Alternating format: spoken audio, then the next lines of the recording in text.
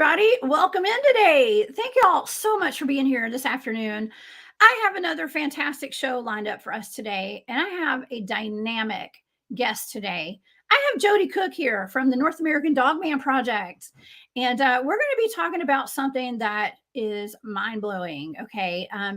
Dogman Sasquatch cryptids seen on government property, like on military bases. Okay, so we're going to do that today. We're going to get into that in just a minute. I would love for you guys to please, if you haven't already, please subscribe to my channel and like this video. And also, if you guys want to see all of my shows and follow along with what I'm doing, y'all go to the Huntress.com. That is my website. Okay. And it's got all my shows there. You know, I'm a weekend host at Spaced Out Radio. So all of those shows are all posted on my website. They're not on my YouTube channel. You got to go to the Spaced Out Radio YouTube channel to find those. Or you can go to my website. Okay. If you guys would like to support what I'm doing here with all my shows and everything, y'all go become a member of my Patreon. Okay, that's the Cryptid Huntress over there on Patreon. And also, I have a shop on Etsy, War Woman Goods. Okay, so y'all go check that out.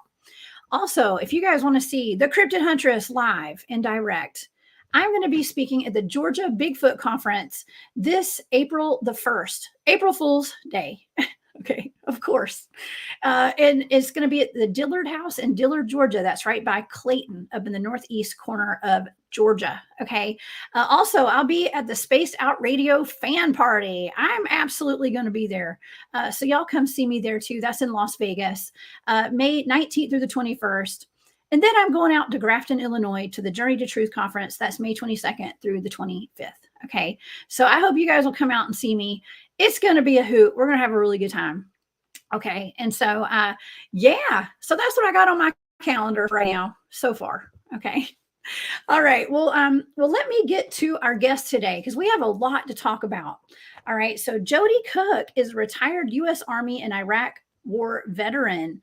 He's one of the most active Dogman and Bigfoot researchers in the state of Ohio.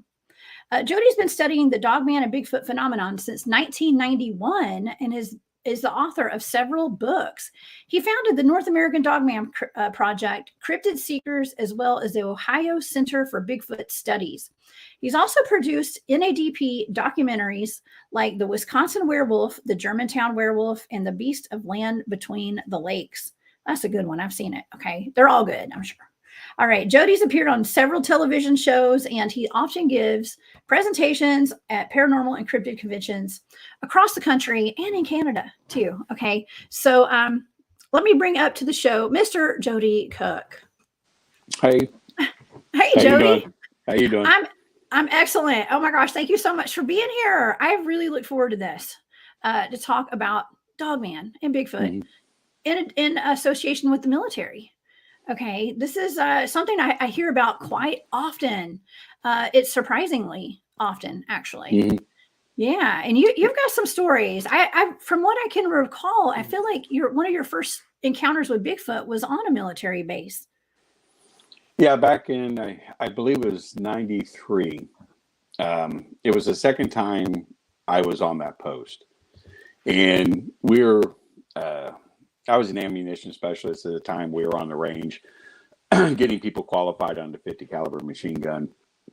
And it ran through like Monday through Friday. So Friday was the end of it. We were getting everything packed up. We loaded all the ammunition up to get it back to the ammunition supply point. And it was getting late. I guess we got out of there probably close to 8 o'clock, a little bit after. So we're on the main road. So we had quite a few miles to go, okay, to get to the A.S.K.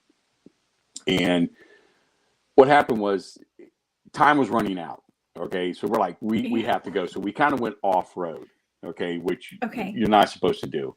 And at the time we were in a Blazer, you know, the military-style Blazer. So we're going down this hill and, you know, we're having a good time. We're trying not to hit things, try not to destroy too much property and stuff just to get down further on the road. Well, the tree line was actually getting very, very thick. And it got to a point where we just couldn't get the vehicle any further. So we stopped and backed up to kind of go turn around to go back up. And as we did, this object moved. Okay, we thought maybe it was a tree or something. Did we hit a tree, or did we cause a dead tree to move from vibration or whatever?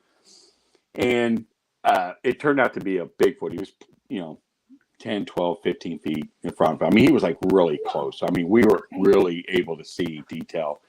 And the one thing about him, I mentioned this a couple of times, is when he walked, he kind of, it was like a glide. I mean, it was so smooth. Yeah. But his characteristics, his color was very much like a reddish brown, depending on, like how the light was hitting him. His eyes, they were like a blackish red color. I didn't see any pupil or anything like that, any of the white or anything. Because like you said, the sun was kind of like behind us. So, maybe that had something to do with it. Very muscular, long arms, he had long legs.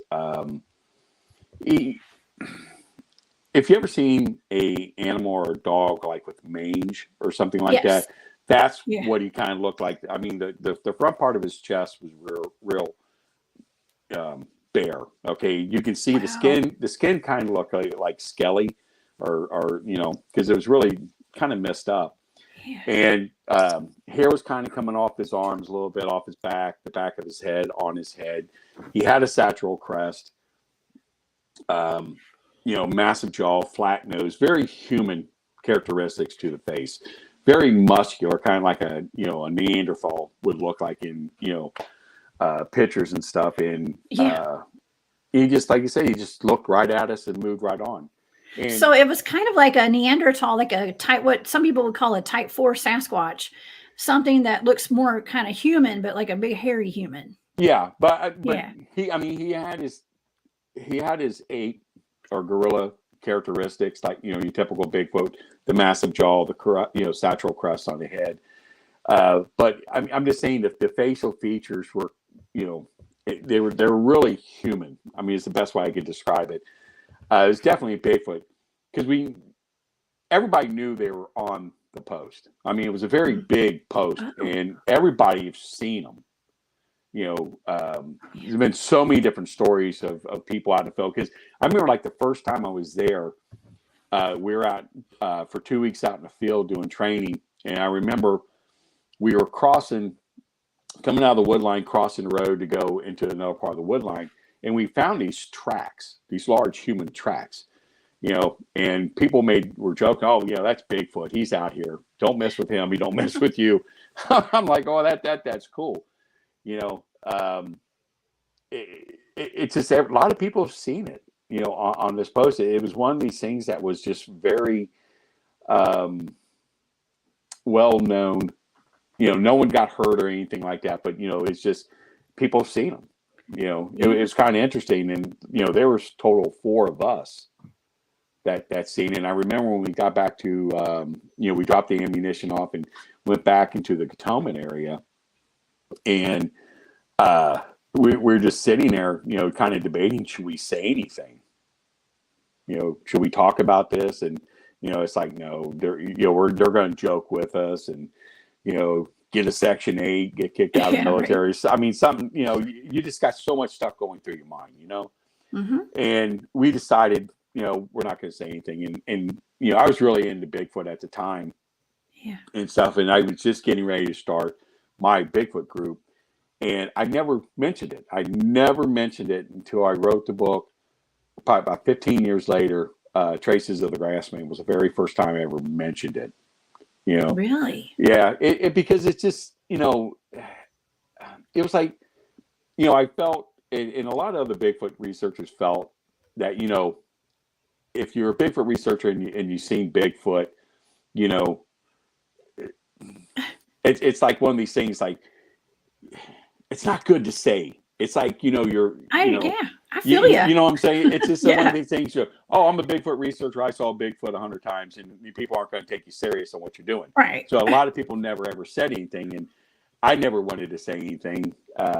it's not that, people wouldn't believe me or credibility or anything like that. It's just, I didn't want to get ridiculed. And to be honest, I feel you. I didn't go public with my research for at least 10 years, Joedy. When I first started doing Bigfoot field research, I worked in state government in myself, and I didn't want, I didn't want to make a big deal about it. And the people that knew, they all kind of laughed at me and they thought it was cool. But when they'd ask me about Bigfoot, I wouldn't really talk about it because I knew that they were just going to make fun of me. Yeah, I mean, Fort Leonard, Missouri, is another big post that has a lot of Bigfoot sightings. A lot of Bigfoot sightings.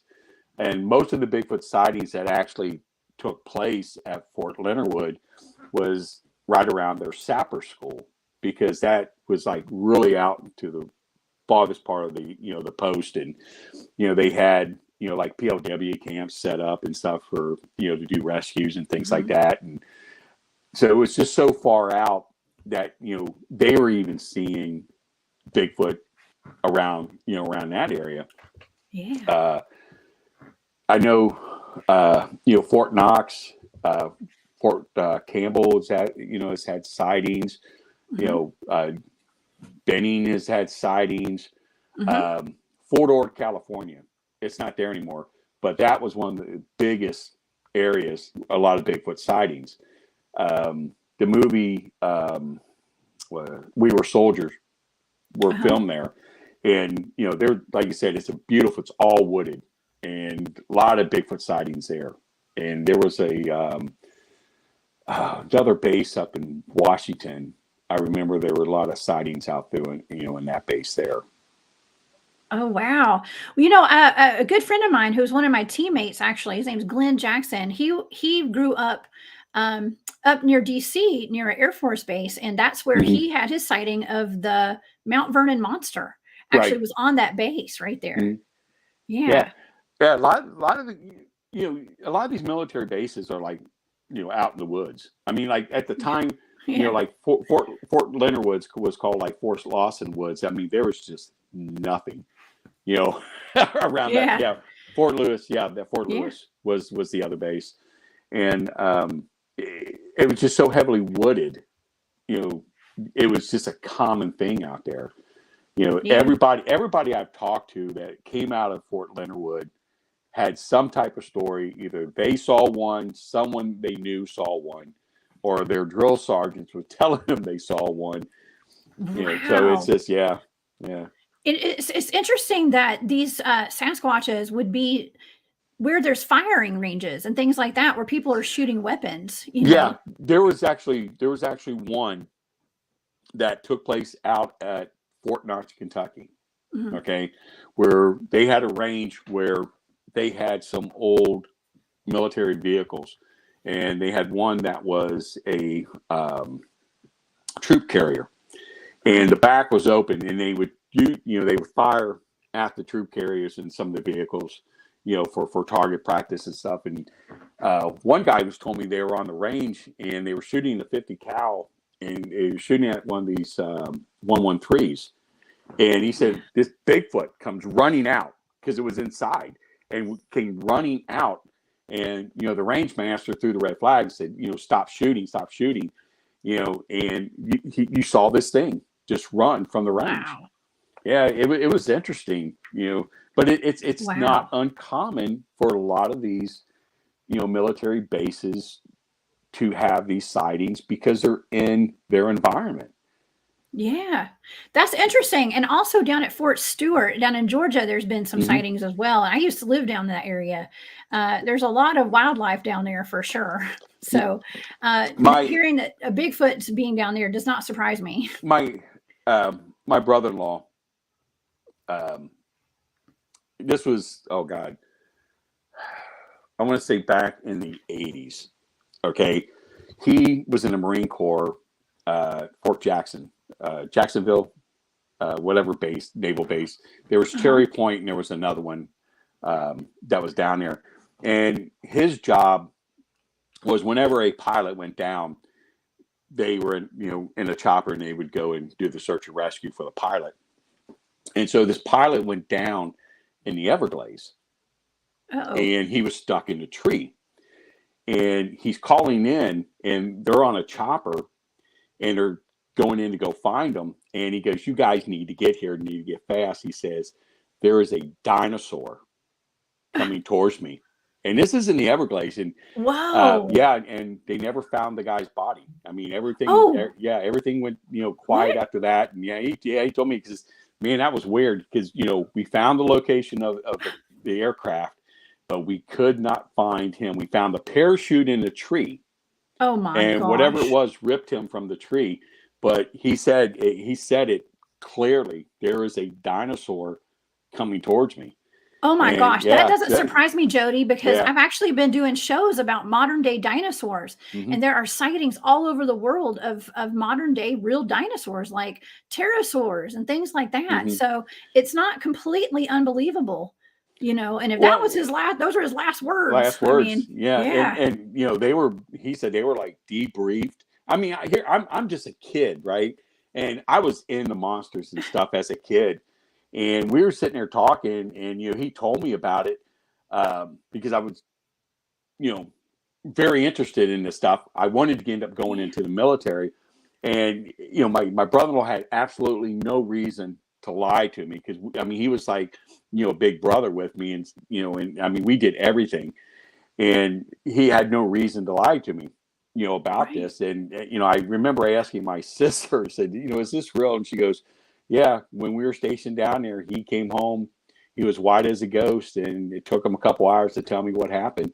Because they debriefed him and said, "You guys don't say anything about this, whatever the transmission Yeah. was." But what? But you have to sit there and think about what would have been big enough in the Everglades, and here he is stuck in a tree, and it was able to get to him. It climbed. Yeah. It was a velociraptor. I don't know. Hey, That's wild. I just saw a picture the other day of an Man, alligator in a tree. no. Yes, climbed What? up where it climbed up in the tree, and it was sitting in the tree. So, yeah, if an alligator could get in a tree, I'm sure if there's something else out there, it could get in a tree. Well, that's terrifying. That is Yeah. terrifying. Well, there's also the lizard man. Okay. Mhm. Now, when somebody says a dinosaur, we only label things with what we know pretty much. I mean, it Mhm. could have been something like a reptilian lizard man or something too. Who knows these days, When So, I was still in the Army at the time Katrina hit. Okay. mhm. And a lot of the guys I was in the Army with left and ended up going in to these contract security companies. Okay. Blackwater being one of them. And I remember talking with these guys, and they were telling me that all this strange stuff that was happening at Katrina. And they were told that there were these reptilian type creatures that were apparently living underground. Oh And my the flood gosh. came in and basically brought them up. And they were like running around. Humanoid? Yeah, they're like a humanoid type creature, and they were running around hiding and stuff. And they were told, if you run across these things, do not, shoot at them or anything like that unless your life is in danger. But you call the regular military and have them come and Right. get them. And he said that Wow. we were on patrol one night, and we ran across a group of them. Now, these are two guys that I was in the military with that was down there, and they both told me this. That he said we ran Yeah. across them, and what they did was somehow made us freeze. We could not move until they were out of the area, and then it's like we were able to get movement back. And he goes, "You remember when George Bush took all the guns away from everybody down there because of Yeah. looting all?" He says, "No, they took the guns away from the people because God forbid one of them shoots one of them, and it ends up on the 6 o'clock news." And that they No. said that was the whole purpose of them disarming those people. But they Oh gave my the gosh, excuse, world exclusive. looting. I never Yeah, heard that. What? yeah, That yeah. is that's wild. I love this story though. No, and It's terrifying. well, here's the thing. I was at a gun show, and there was a guy there that was selling, he had a license to sell firearms, and he had a Blackwater hat on. And I was talking to him, and I was telling him the story, and he goes, "Dude, that's true." He goes, "I was there. We seen these things too." So, he kind of verified the story. Yeah. Yeah. Okay. How tall were these things? Were they like 5 feet, 6 feet? No, he said they were between 6 and 7 feet. Oh my God. They were really reptile looking. They were like a greenish brown color, very scaly. The heads were very, kind of like humanoid, but they had somewhat of a alligator type snout, but it didn't protrude out. It was, very, but total reptilians. Yeah. Okay. Yeah. 3-fingered, he said, yeah. Okay. I was like, man, it sounded like a slee stack, Yeah. That's wild. I can totally believe it, and something else, I actually do remote viewing, and that's something that our military utilizes quite often, whether they admit it or not, I believe. And so when I am remote viewing things such as Dogman sightings, okay, and I've done that quite often, a lot of time, and even Bigfoot as well, I come across, just by accident, I'm not looking for it, but a lot of underground bases. Okay. And it's just something I stumble upon. At first I was scared to talk about it publicly, but now I talk about it. And, what's the point in not talking about it? Because it's part of the data, really, when we're trying to figure out where the dogmen come from. And even lizard man, I've remote viewed the lizard man of Skateboard Swamp. Okay. That was a reptilian, much like what you're describing. Was in New Orleans. Okay. So, but yeah, they have connections to these underground tunnels, bases, dumbs, I guess, or just facilities. I can't say for sure they're dumbs, but they were some sort of facility underground. And so, and some of even the Dogman reports that I've looked into, it seems as though our government has a connection to these things. And it's not just they're aware of them, but they're working with them, or they are creating them. According to my data, Joedy. Okay. So, I'm not going to say I think you may have some inside information or anything, but I'm just wondering, what are your thoughts on that? Well, I've got this view, about these different creatures like Mothman and, the Loveland Frogman, things like that. I don't think that they're just mistakes in biology. Okay. I don't think that they're something that was created in the lab, but you have to look at different options here. I'm a firm believer in the possibility of the hollow earth theory. Yes. Okay. Where these creatures live within our earth in a whole different type of environment, and they, come up to our planet or up to the surface, and that's why we see them. And that's a possibility. I don't think there are any type of, mutants or anything, because there's just too many of them, and being cloned and thrown out, that could be a possibility, because, the government, if they can find something and weaponize it, they will. Yeah. Okay.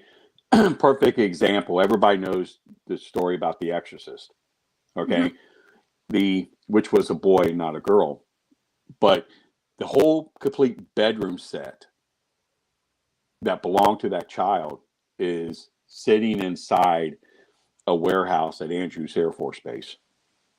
Wow.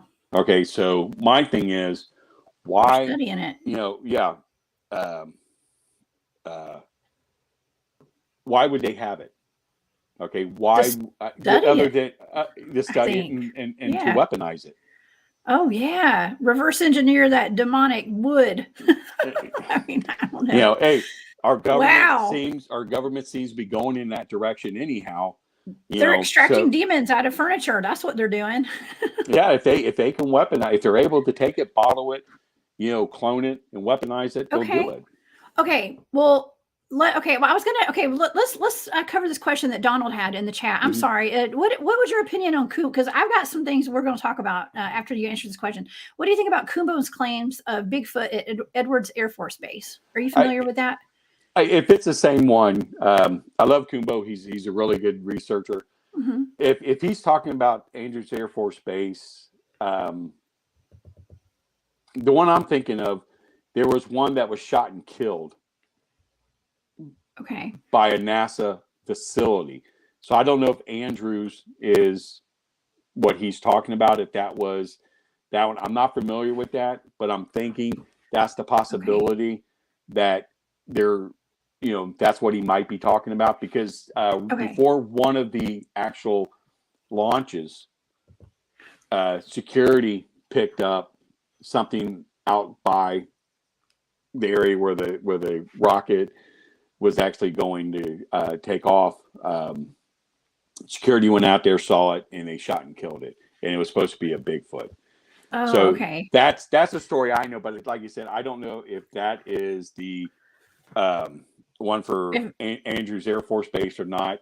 There might be multiple Bigfoots at that Air Force Base. Who knows? Well, here's the thing that you got to find, what I find really interesting. I wrote the FBI back in the 80s under the Freedom of Information Act, information on Bigfoot. Okay. Okay. They sent me like 20 documents that were kind of blacked out. Some of them were like newspaper articles. A lot of stuff about Peter Burns. Okay. Okay. Now, their files, government files, are set up as serials. Okay, with an S, not a C. Okay, serial 1, serial 2, 3. But inside their serial 5 was the only one that was missing. Okay, and they said serial 5 was missing because it was accidentally, what was the right word they used? Cleansed when they were deleted when they were sterilizing the files. Sterilizing the files? Yeah. I mean, I still have the paperwork. What does that even mean? Like, I have no idea. Rubbing alcohol?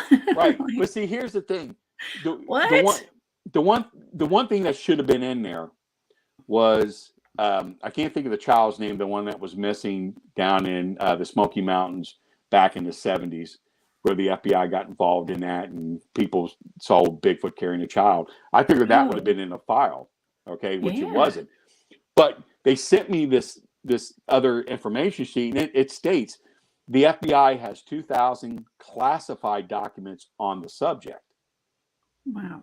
Okay, so to get straight, the FBI doesn't go looking for Bigfoot. That is not their job. All right, so I wrote the FBI back and I said, can you clarify that? So I get a letter back, and the guy gave me his phone number. He said, it's better if I talk to you about it, get a better understanding. So I actually called him, and he was a really nice guy. And he goes, we don't collect data on Bigfoot, UFOs, monsters, and stuff. Mm-hmm. But when an FBI agent has an encounter, because of their professionality, they put everything in a report. So either they're protecting the name of the agent, or they're protecting the government property, or they're protecting something. That's why it's classified. It has nothing. All of it.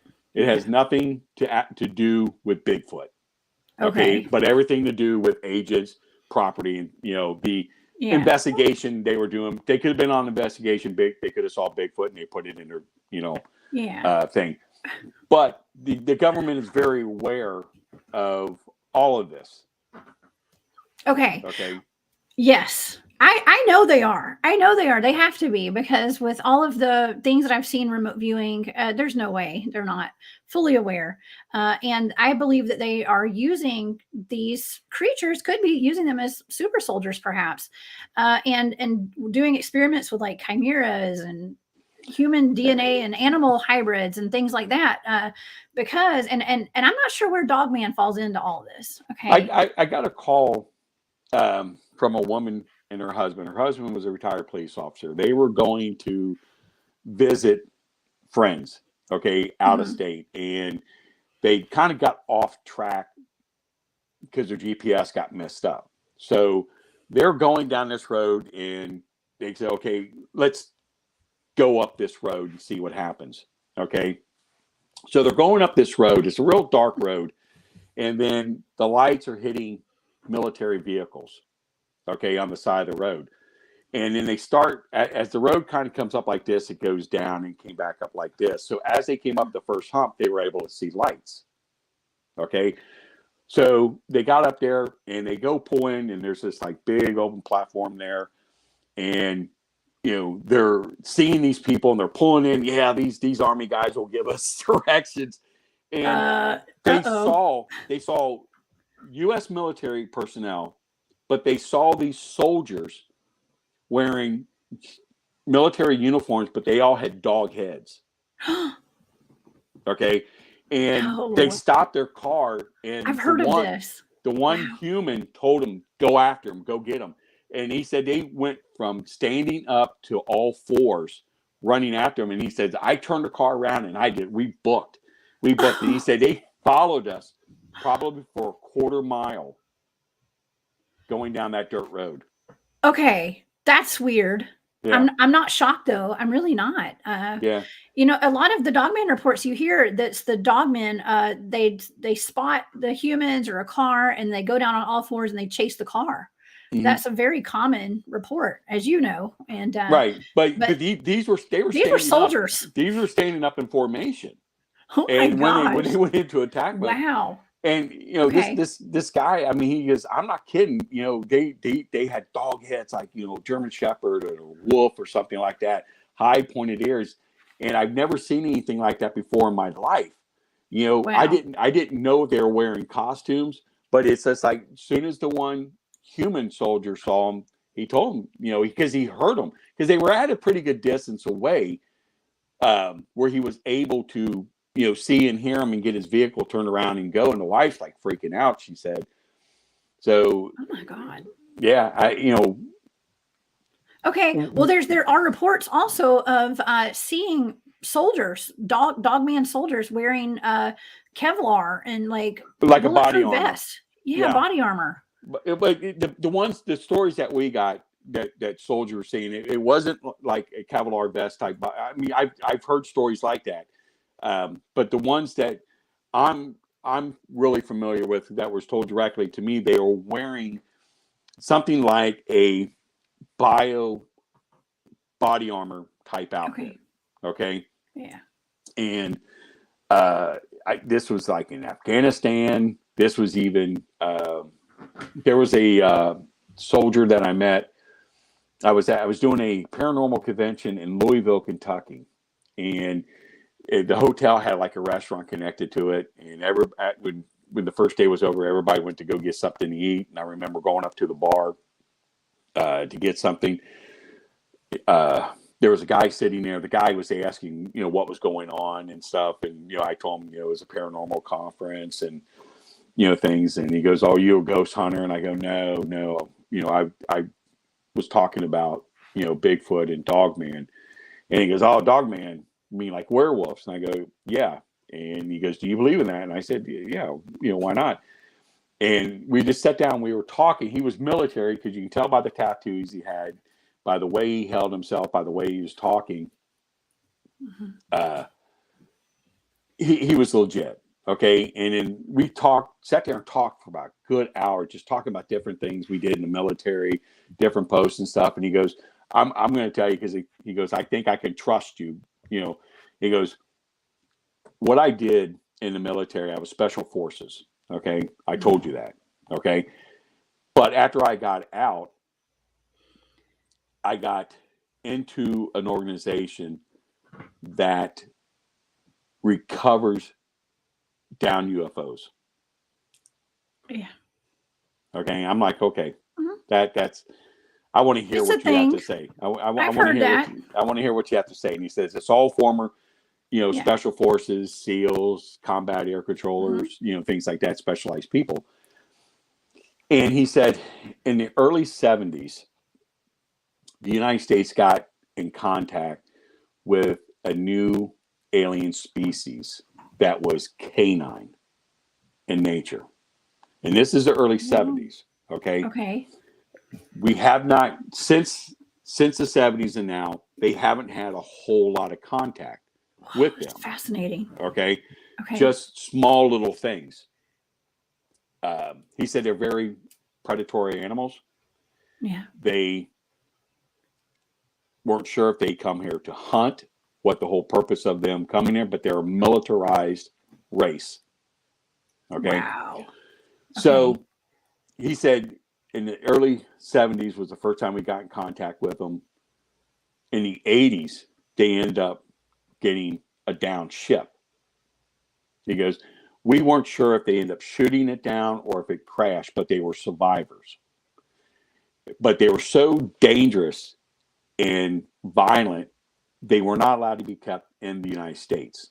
They had to be kept in a military installation in a foreign country that we had power over. So the country was Honduras. So, okay, in the 80s, everybody knows what was going on in Honduras, El Salvador, and so forth. A lot of military activity there. And they were there for, 10 years, or so, something like that. And it was, I guess, like his first mission, with them. Yeah. What happened was, he said they were very intelligent, but they have like no common sense whatsoever. But they intelligent, were like humans or like dogs? Or... Human intelligence. They were problem solvers. Okay. And did they do telepathy and stuff like that? I just wondering. He didn't say. He didn't say. He just said they were very intelligent, but just not common sense. Common sense as they did things like when they were in the facility, they would go in to the captivity area where they were in, leave food or whatever, and walk out, leave the door unlocked to see what they would do, and they would never try to open the door to get out. Okay, oh my gosh. I mean, crazy things like that. Okay. So they got out. They eventually got out because they got smart, I guess, and they ended up killing some of the people in the facility, and they ended up getting out. And they found out they went into a village and they killed some of the people in the village, but they were smart enough to retrieve their equipment that was still in that area. So they knew that much to get their armor and their weapons. So he had to go down there and kill them. The team did, just eliminate them. Don't recapture them. And he said that the military has like special weapons that deals with like extraterrestrials. They don't use like M4s and all this other stuff. It's like a special weapon. I would assume there's a lot of hidden technology we don't know about. Yeah. And he said they went and they killed them. They had no choice. They had to kill them because they took human life. They had no choice. That's called critter control where I come from. Yeah. But he said that what was odd, that one of them that they killed, and he described it, he said their biosuits, he said the only thing I can say it was like the Halo from the game. He said the game, but like Master Chief, huh? Right. But they didn't wear helmets, they didn't have gloves, and they didn't have boots. It was just something that basically covered their legs, covered their upper body, and so forth. Interesting. So they had on clothes. Yeah, they had on clothes, but I guess when they were in captivity, they may not have. I don't know. But he said that one of them had on his back was a sword, like a sword type object. And he said the only thing that he can relate to what that sword was a pharaoh's sword. Pharaoh, like from Egypt. Like from Egypt, like the Anubis. Like the Anubis style sword. And he said that's the only he said that's the only way I can describe what that sword looked like. But he said it was like what if Anubis is an ET? Like, that's wild. Well, I'll tell you another story about that.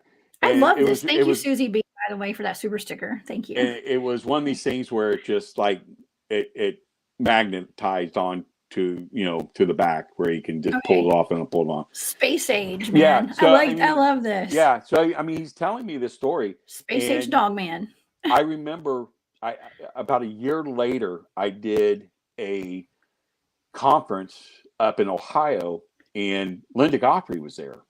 Oh yeah, with Beast Ray Road, journalist. Yeah, and we all were at the same hotel, and Linda had her husband with her, and I was sitting down eating breakfast. Linda came down with her husband. We were all sitting at the table there. And I said, Linda, I got to tell you the story. I said, this thing has been like really bothering me. And I don't know how to, work with it. And I explained it to her. And she goes, Joedy, I had the same story tell to me, but by a different person.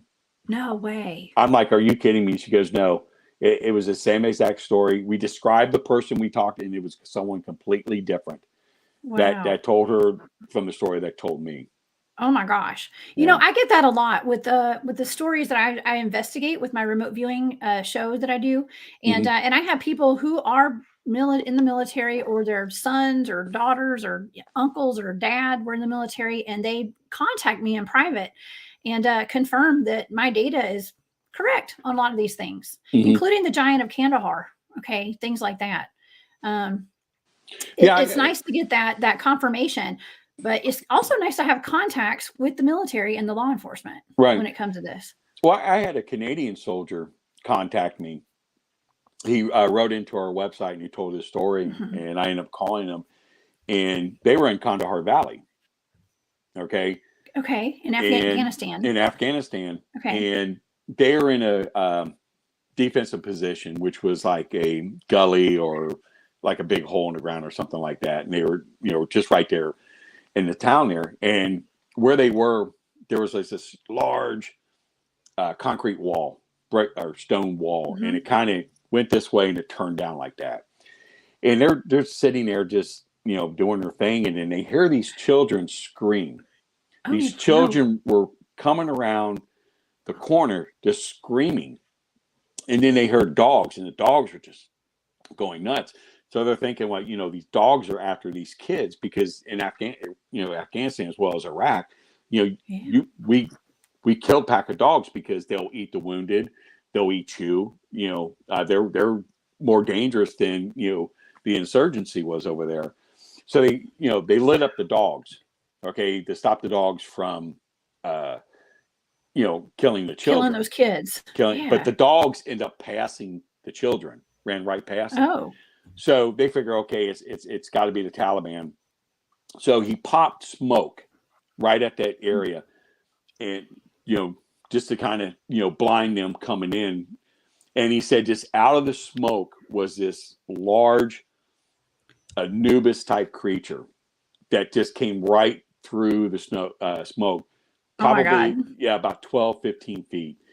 It tall? was black. Yeah, tall. It was black. It had the high pointed ears, the big snout.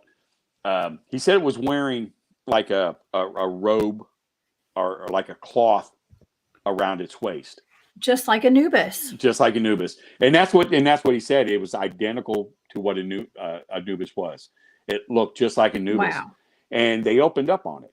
And it didn't even phase him at all. And, which means they shot at it. For the audience who's not familiar with this terminology. They shot at it. Okay. Yeah. And it didn't do any effect whatsoever. Bulletproof, huh? Yeah. And it just it moved back and went back to where it came from. Wow. Yeah. And then it was looking at them like, you mortals. Yeah. You cannot affect me. Yeah, I mean, that's amazing, Joedy. Yeah, I thought that was really interesting story. And I talked to the guy, and he brought another guy that was with him that was there, to verify the story. And they were told when they reported what they saw, they were told, that's not what you saw. Don't even mention it. Of course, that's not what you saw. Yeah. So it was something else. Yeah. So it was one of those things. So we got it documented. So that's good. Oh my gosh, this is blowing my mind. And Terry, thank you for that super sticker right there. It is incredible info. I mean, this is stuff I have not heard all these stories before, Joedy. And so, my mind is blown. But I'm not shocked at any of this whatsoever, because we have so many reports from all over the world, and a lot of like Dogman reports are coming out of like Mexico.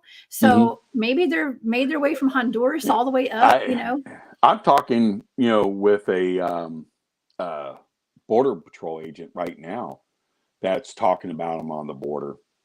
That's actually killing. Yeah, that's killing some of the immigrants that's coming over.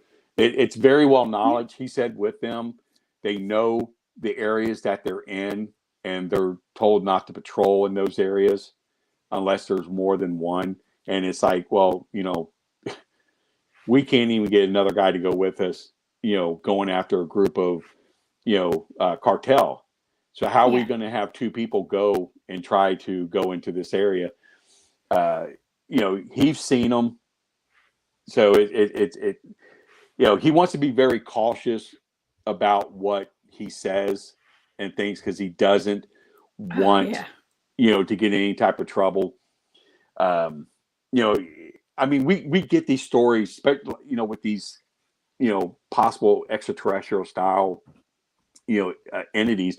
One other story I got was from another guy he was an American that was in Afghanistan, and there was a U.S. patrol that was missing. Okay. They ended up finding them. It's just their radio was out, and no one was able to get in contact with them, but they ended up finding them.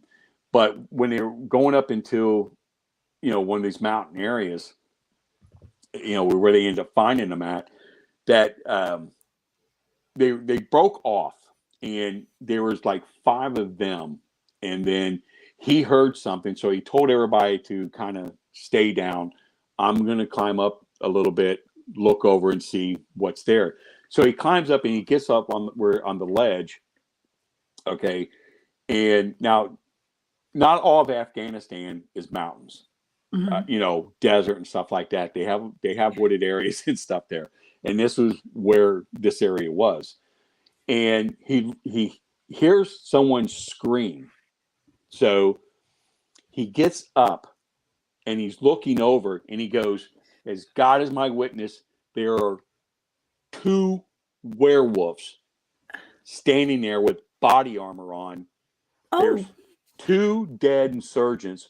One is kneeling, and he has this sword, and he just literally hit him from the shoulder going down, and his body just went like that. The Dogman, the werewolf, did that to the insurgent? Yeah, did it to the insurgent. Oh my gosh. Then they stop, and they said they're sniffing in the air like they picked his scent up. Better run. So they're standing together, and their hands are like this. And he said one went like to the other one and hit his head like that. And then they moved behind this bush. And he said this blue flash of light came on, and then they were gone. Oh my gosh. But yeah, he said, okay. Yeah, he said that he described him to the T what this soldier, this special forces soldier, told me that was in Honduras. I mean, it was really, it was exactly almost the same story. The way they explained what these guys were wearing, what they looked like. So, I mean, is there an extraterrestrial aspect to this? Then, to make things even weirder, okay. I had a. It can't get much more weird, but okay. I'm just kidding. It's not weird. That weird to me. No. This is weird. Yeah. We had a retired Air Force colonel, send in about I want to tell you guys something that's really far out, and you may not believe me, but this is true. So I end up contacting them, and I'm having a Skype call with them. Okay. The guy showed me his certificate, his, military ID, all this stuff. I mean, he's legit. He's 100% legit. And so he goes, about the Space Force. Okay. Yeah. He, Donald Trump, started the Space Force. We all know it. He goes, no, Donald Trump did not start the Space Force. It's been around for a long time. It's been around for a very long time. Yeah. He said, what you see in Star Wars or Star Trek, we have. Okay. We've got it. And he said that the United States, is working like with Russia, China, and all this stuff. They all have their space forces. He says, what you see on Earth between Russia, China, and the United States is not the same what you see up there in the Space Force. Wow. We all have the same common goal to protect the planet. Okay. Yeah. We may sit there and, sling crap at each other, but we're up here protecting humanity. So he goes, It's there a was way this, bigger picture. yeah, it's a way bigger picture. You know, what goes on top of the table isn't the same that goes on under. Yeah. And he said, we're in contact with about 27 different species of alien. Okay. Most of them are not aggressive. They don't want war. They want peace in the galaxy, things like that. But there is some out there that are war-like race. Okay. Mm-hmm. But there's one particular that another alien species told humanity about. These are the ones you want to watch. Okay. So when they came in contact with us, we basically said, look, we know your gig. You know, we'll blow you out of the sky. Okay. Don't do what you do. Well, what this alien species is, he was part of the Space Force, the original Space Force. And he said they were invited onto that alien ship. Okay. And what this species does, okay. Well, let me jump back a minute. So they go into this hangar and there's all these clone soldiers. Okay. They're all, they call them clones because they told them they were manufactured. And he said there's the werewolves. They're werewolves and they're wearing like a body armor, you know, type outfit. So what this alien species does is they'll go to a planet, they'll release them on that planet, they create havoc on that planet. So where it gets to the point, you know, their lives are about over. They come in, destroy those clones, and now they're heroes, okay, to the people of that planet. So the people accept them into their society. They get in, infiltrate into, you know, local government, their state type government, or even their federal type government, and then they're able to take over that planet. It's all manufactured. It's all manufactured heroes. Yeah, and he's you know, it's genius, but it's also sinister. I mean, yeah, it's genius. It makes sense, right? You know, so we knew about it, and we're like, you're not going to pull this with us because you know we'll destroy you. And he was talking about different alien species that we are capable of taking on and winning, and alien species that we can defeat, and alien species out there that we, you know, really can't defeat, you know, but we'll do what's necessary. I mean, this whole conversation was like really interesting, and then all of a sudden, everything went dead. I mean, it just went dead. Okay. Okay. Wait. What do you mean it went dead? The Zoom call, everything. Oh, shut down. That's common. Just shut down, and I couldn't get in contact with the guy. I think about a week later, you know, he sent me a message back and just said, you know, everything's copacetic, and that's all he did. Okay. Yeah. Now, at that time, I mean, right after I got that message from him, I did a lecture at a coffee house. Okay, big old coffee shop, and there was a lot of people there, and that's when the NSA showed up for that. Oh, really? Oh yeah. They let me know. They were there, and I mean, my wife, my brothers, everybody who was there will verify they were there. They had no problem, you know, showing their badge, showing who they were. They sat in the back and they took notes. Well, maybe they just came to learn. I don't know. You know, I they wanted to learn what you knew. Well, I sat there and I told him, I said, if you need any information, I'll give it to you. And he goes, don't worry, we have it. You know, he did. He said it jokingly, but it was just, I mean, it was just one of these weird things. I'm like thinking, did this have something to do with this talking to this guy here, or is this, you know, just a coincidence, or what? Everybody becomes suspicious at that point, don't they? Oh yeah. I mean, it's crazy, but that is like the most craziest story I ever heard, you know, from someone in the military that was willing to show you every bit of proof that he is 100% legitimate. And I mean, I could see that happening. I mean, I could see something happen. I could see an alien species doing something like that. And I can see us working with all these different other species. I can see our government, you know, and I even said this to him. I said, I can see our government trading human beings for testing to get technology. And, you know, he said it happens every day. Yeah. I mean, where do all these missing people go? For people who are familiar with my team's research and where I go out in the Meadow Project, we've encountered a portal. We've documented it. We sent people inside of it. They came back out. It went somewhere. These portals, are they connected to these underground bases, the secret space program, all this stuff? It's a lot to wrap your head around. Well, there was one woman that I talked to that does a lot like what you do with remote viewing, and she was sleeping one night and she was awakened by, I even have the picture that she drew of it. It was a werewolf type dog man. He was standing in front of the bed. He had no shirt on, but he had something that kind of looked like an X over his body. Okay. And he's sitting there talking to her, telling her, you need to stop looking into us. You need to, move forward with your own research, but don't talk to us. And I mean, it's a very interesting picture that she drew. I mean, just the detail, high pointed ears, it had the snout.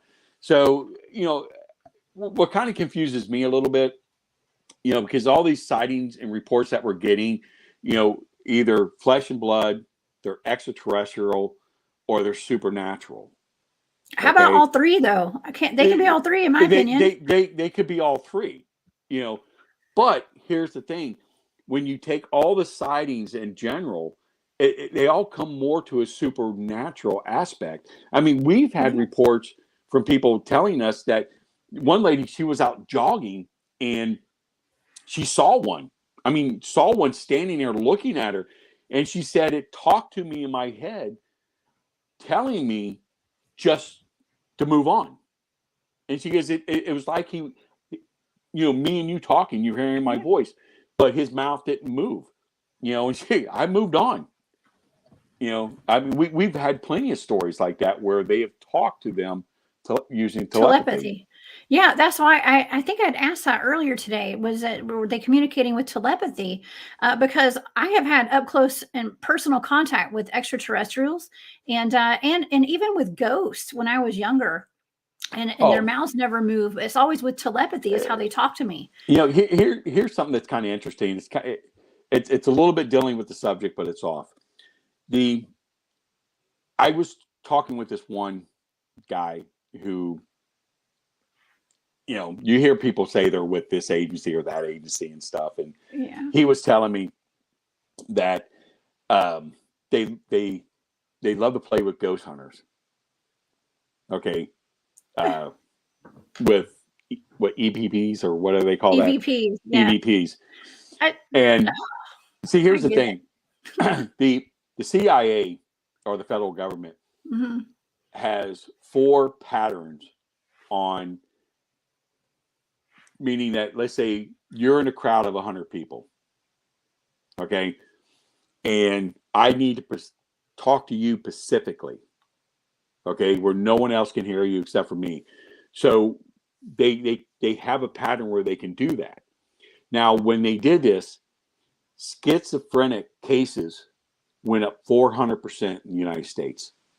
Oh, okay. I even looked it up. I even looked up the pattern, numbers and everything, and they're out there. And, if you sit there and look, right when it came out, that's when schizophrenic cases went up 400%. So when Mom talked about Uncle Joe hearing voices and got sent to the same asylum, he was probably someone they were testing. But he was saying that they're able, they would test this stuff out on ghost hunters, giving them, they say, hey, what's your name? Bill, or something like that. They were able to do that. I don't know if that's true or not. To me, you know what? I believe it. I believe it. But I've heard some of those voices come through those EVPs, and every time I do it, those voices don't like me, and my whole team, a lot of us, we question, well, who are these voices? Right. How do we know they're ghosts? We have no idea what these voices are. Right. And, he was saying that, to them, they're not like really screwing with people. It's them testing the product out. I mean, if they're Wow. able to do, sit in another state, okay, and they look on Facebook and they know this ghost hunting group's out doing this investigation in this place right here, send a satellite over or something like that and be able to pick up, any electronic device or something like that. I don't know. To me, Wow. it kind of sounds a little far-fetched, It doesn't but to me at all. Because well, we've no, always questioned what those voices are with my right, team, but at least. right, but the thing of it is, the government's so sinister anyhow, and Agreed. I can see them doing stuff, just doing testing on Americans, Yeah. and but he said, yeah, that's they've done it. He said they've done it to TV personalities, for different ghost shows and stuff like that. Really? Yeah, yeah, That's the I ultimate way to test. yeah, I don't know. Like I said, it was just one of these. You get stuff like this all the time. I mean, we get Yeah. people contact us telling us stuff that is just so far out there. You actually have to give a consideration that there's a possible chance. This makes sense, It even does. though it's far out. It makes sense. I can see this actually happening. I resonate with that, and so that's kind of how I'm basing a lot of the information I take in these days. Is when I resonate with something, I can feel it, Hmm. and there's so many questions that I have when it comes to stuff like EVPs because I take my ghost hunting equipment because I used to do ghost hunting. I don't like ghost hunting, okay, because that was like years ago. I used to do ghost hunting. Now I'm into like, we're doing the Bigfoot stuff and the ETs and portals and, I've graduated, let's just say. And, but we still use that same equipment when we're out in the field sometimes. Hmm. And I don't feel comfortable doing EVPs and like SD sessions and stuff because I just don't know who those voices are. And they can give us the wrong information and send us off on the wrong direction. Yeah, because you don't Uh, know who you're talking to. right. Yeah, I mean, you get, I believe in spirits and entities and things like that and demons, so, someone could be sending you off in the wrong direction that, Yeah. my father, was Episcopalian minister. Okay. I was raised Catholic because my Irish mother, but I had the best of both worlds. Okay. But one thing my father, would always say is like, as a child, look, ghosts cannot hurt you, but they can make you hurt yourself. Oh, And that's what he would always tell me. He says, don't make you hurt yourself. And that makes sense, and in these other type of entities that are out there, that you're dealing with. Yeah. They can possess you, get in your body, make you hurt yourself or, make you hurt others, yeah. you know, Well, it's that just, could be what the government's doing if that's the case, if that's the case, that could be what the three-letter agencies are doing, right? yeah, I So, mean, I don't, I spent 20 years, I mean, and I would tell you, I would never put my faith in any of the three-letter agencies to protect us. yeah. They will screw you over more than they would screw anybody else. So And we say if that with love and light. If y'all are listening, they're listening in probably, Jody. We got to be nice. Just kidding. hell, they're not nice to us. So There's not why should there's we? not a Why should file we on you in nice there, back? I'm sure, or me. Yeah, but Yeah. the whole thing is just we live in a strange world where Yes. anything is possible, regardless how different it is. Wow. Yeah. We do live in a really strange world. There was actually one other thing that I wanted to bring up today with you and just to get your opinion on it. Okay. Because I had been asked to look into some possible dogman attacks out of East Tennessee. Okay. Hmm. And those are recent. You're familiar with the Tony Aarons and Amber Miller. Yeah, I think are their names. I actually I have the autopsy reports of those. Okay. Yeah. Well, okay. Well, I remote viewed both of those deaths. Okay, those attacks actually, and my data. Okay, I've talked about this many times. It suggested that it was not a pack of wild dogs for either of them. It was one large being. Okay, Right. and my data suggested it was what I could not describe it any other way but a zombie bear. Okay, and I was embarrassed to go on air and say that because I felt bad, first of all, because it was so recent that these people had died, and here I am talking about a zombie bear killing them. Okay, and so but then fast forward a month or two after I had we had talked about it publicly. And there were a lot of strange things surrounding those two attacks. And Right. and I've done the research. We got Oak Ridge up there where they have the like a hadron collider, basically. They do the Alice program up there, and there's a whole lot of weird things going on around that area. But I was watching. Someone sent me an email link to or a link to YouTube for Israeli news, and they were doing a report on the U.S. military had been doing secret programs where they were doing like a super soldier program, and they had combined the DNA of like a bear into human special forces soldiers, and they had they had left two of them, a male and a female, in East Tennessee that were part bear, part human, and they had gone on like a rampage and were being destructive. And it was around the same area where both of them were attacked. So was that the zombie bear that attacked them? I don't know. But it's interesting though, right? And I was just wanted to know if you had any kind of thoughts on that. Yeah, if you read the autopsy report, the one thing I found compelling was that the doctor was really having a really hard time trying to justify what he was saying, because you knew he could not tell what really happened. He was under a gag order. He was under a gag order, but you could, when you read this, it's like you can tell he's having a really hard time trying to justify it. I mean, her skin was gone. I mean, she was just mutilated beyond anything that they need. And the thing of it is, when he talks about the bite marks, they're consistent with a canine, but it's not how a canine would react, okay, on an attack. The multiple bites that she had on her body, was just, I mean, they couldn't go into much detail, but you could just imagine how destroyed this woman's body was. Yeah. Okay. From this thing. But but when I got the autopsy reports, it's like, it was so incomplete. I mean, I figured they would have like one of these drawing body charts, to show where all the marks and stuff. That wasn't even in there. Really? They're 12 pages long, about 12, 13 pages long. And, but there's like so much stuff that's in there that would be in a regular autopsy report that isn't there.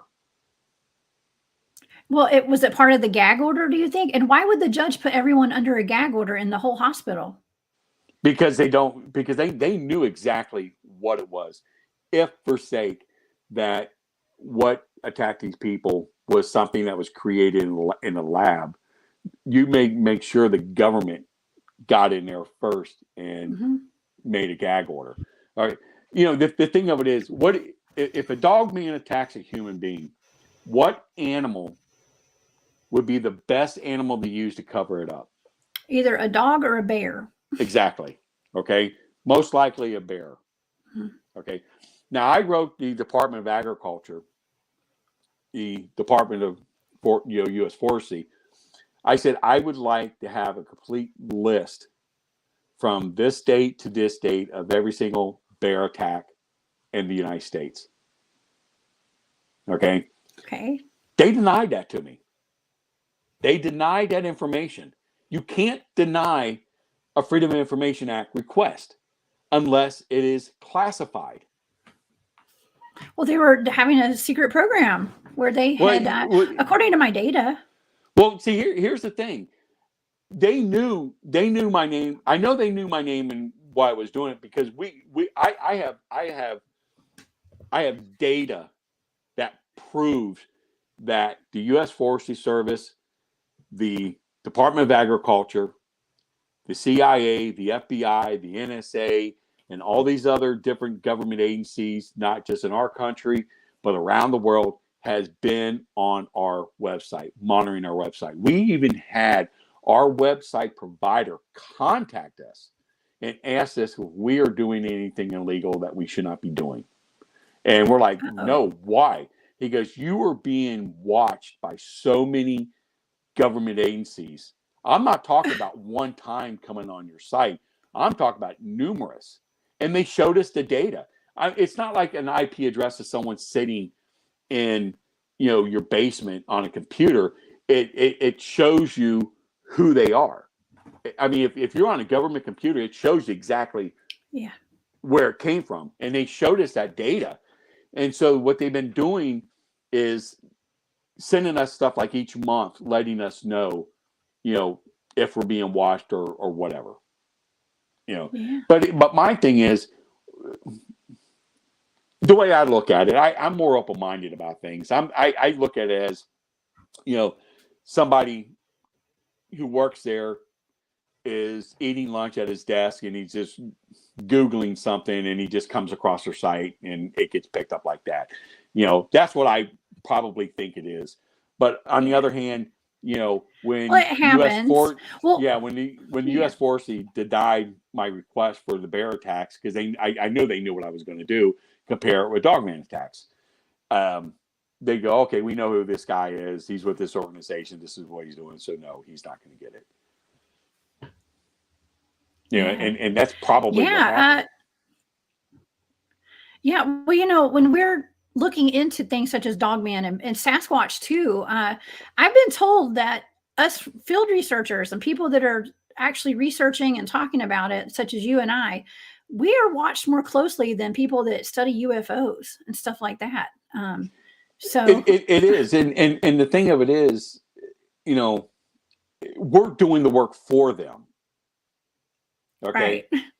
Right. The people that were doing UFO stuff was trying to expose them. That's why they treated them different than I guess they do us, because they don't have to have a budget to go out and send people to do what we do. They can just monitor us. Because we're giving them. How much information did I just give out today? Right. Okay. That they may not have known that they're cataloging. Okay. So they're not going to screw with us because they need us, to get whatever information that they need. Maybe they're trying to pinpoint a certain location. They're trying to see how many reports they get in this area. I'm sure that they probably have teams that are out there looking for these things. Can they capture one and find out, okay, is this a flesh and blood creature? Is this something from the supernatural?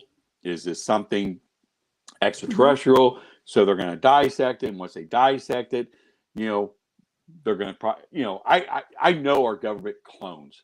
Okay, that's no big secret. Yes, and if they can clone this, spoke about that this weekend. Yes, right. If they can clone it and control it, then they can weaponize it. Okay, because can you imagine if you had a group of like dogmen? I mean, something that can rip a human apart, and you need to have an area cleared out. That's something that's able to go in very stealth and create havoc and fear. Because when you're scared, and you're trying to fire your weapon, you're not actually firing your weapon. You think you are, but you're not. And because that effect that you're putting on, these people. So I can see something, that would be a perfect weapon, a perfect assassination weapon. Yeah. If you want somebody gone, somebody likes to go out hiking, boom, right there. Exactly. And factor in the portals and them being able to come in and out of portals and grab people out of thin air, basically, and take them wherever they take them. Yeah. And another rabbit hole you can go down is with a lot of my data. I hate saying this word on air, okay, but what comes up often with these dogman attacks is they're going after the adrenalized blood. I'll just put it that way. Yeah. So that's another aspect of all of this as well. So it's all connected, you know. All connected, right? It's it's scary, you know, but it makes sense that you know something like this is happening. Right. Be aware. Yeah. Always be aware of your surroundings. Yeah. You know, well, Joedy, we have one last question for today, and this is from Anton. He wants to know, have you ever studied the jinn in Iraq? Because many of us fellow vets have had battles with these things that followed us back. Are you familiar? I'm not familiar with it. I have heard similar stories from people, but I actually never heard about it when I was there. You know, I heard about it from other veterans. I remember in a PTSD group session I was in, someone brought it up. And it was like the very first time that I ever heard what it was. And then I start hearing it from other veterans. Wow. Yeah. So, must be common. Must be very common. It must be common. That's why we have to spiritually protect ourselves. Okay. No matter what kind of situation we're in. Yeah. I mean, because this is a real thing. It exists. That's the thing. It exists. You know, I mean, if it happened to one person, that's a different situation. But when you have multiple vets that were talking about it, you know, I'm just like, you know, I was like, man, what is, I mean, this is PTSD. I mean, maybe this guy is like, you know, it affected him so much, you know, he's imagining this, but as time was going on and he's telling, you know, about it. And then, you know, like you said, talking with other veterans and stuff.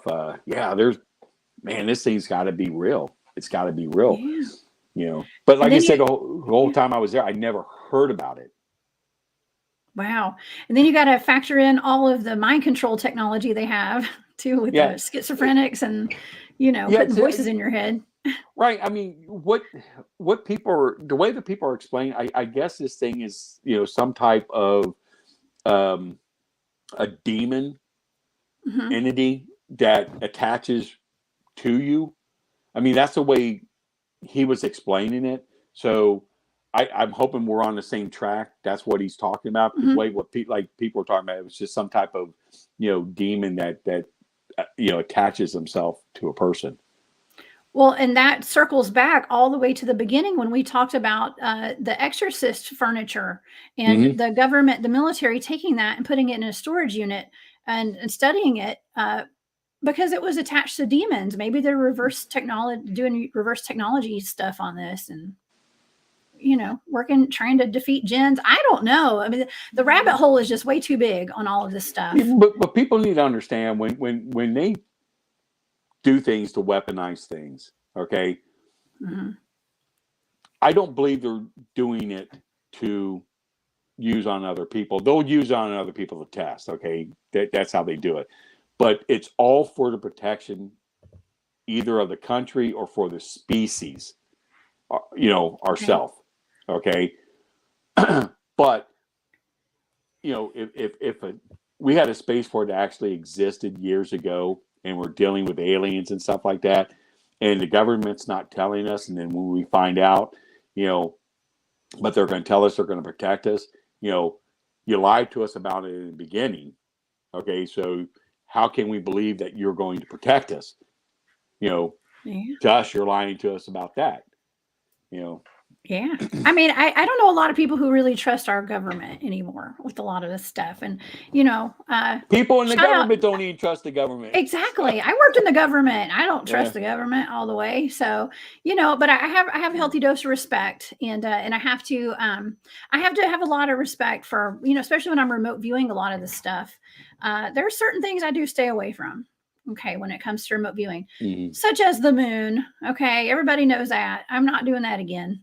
Okay, so, but the Dogman, that's okay. And so, Joedy, This has been amazing. Thank you so much for being my guest today and talking about this. Now, everybody, please go if you have any questions or want to look into the Dogman Project. I've got the website right here. Joedy, tell us about the North American Dogman Project and how people can get in touch with you.